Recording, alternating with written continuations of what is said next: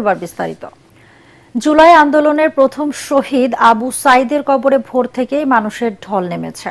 বিভিন্ন রাজনৈতিক সামাজিক সংগঠনের নেতাকর্মীরা রংপুরের পীরগঞ্জের জাফরপাড়া বাবনপুর গ্রামে আবু সাইদের কবর জিয়ারত করছেন।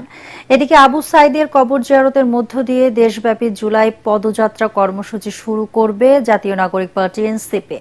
রাতেই রংপুরের উদ্দেশ্যে রওনা দিয়েছেন জুলাই আন্দোলনের অন্যতম সমন্বয়ক ও এনসিপির আহ্বায়ক নাহিদ ইসলাম, সদস্য সচিব আখতার হোসেন, উত্তরাঞ্চলের মুখ্য সংগঠক সার্জিস আলম এবং দক্ষিণাঞ্চলের মুখ্য সংগঠক হাসনাত আবদুল্লাহ সহ কেন্দ্রীয় নেতারা।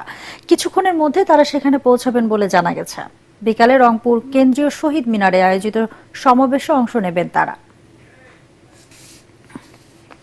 নির্ঘাতভাবে গুলি করে হত্যা করছে, সেটা দেশ দশ সবাই মিডিয়াতে দেখছে।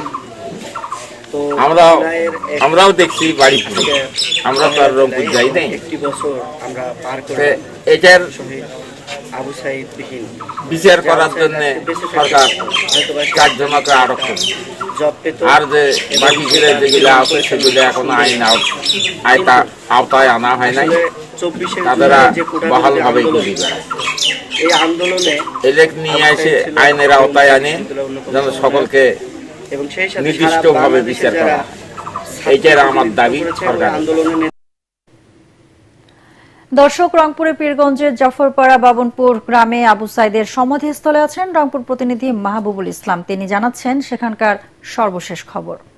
24-এর গণ অভ্যুত্থানে যারা আত্মাহুতি দিয়েছেন এবং যারা আহত হয়েছেন তাদের স্মরণে আজ থেকে এনসিপি ন্যাশনাল সিটিজেন পার্টি জাতীয় নাগরিক কমিটি শুরু করছে গণপদযাত্রা। এটি শুরু হচ্ছে রংপুরের পীরগঞ্জ উপজেলার বাবনপুর গ্রাম থেকে। কিছুক্ষণের মধ্যেই এনসিপির কেন্দ্রীয় নেতৃবৃন্দ এখানে এসে পৌঁছবেন এবং আনুষ্ঠানিকভাবে এই গণপদযাত্রা কর্মসূচি শুরু হবে।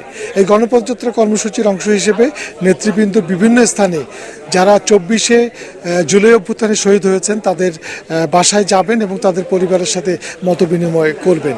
এটি শুরু হচ্ছে বাবনপুর গ্রাম থেকে।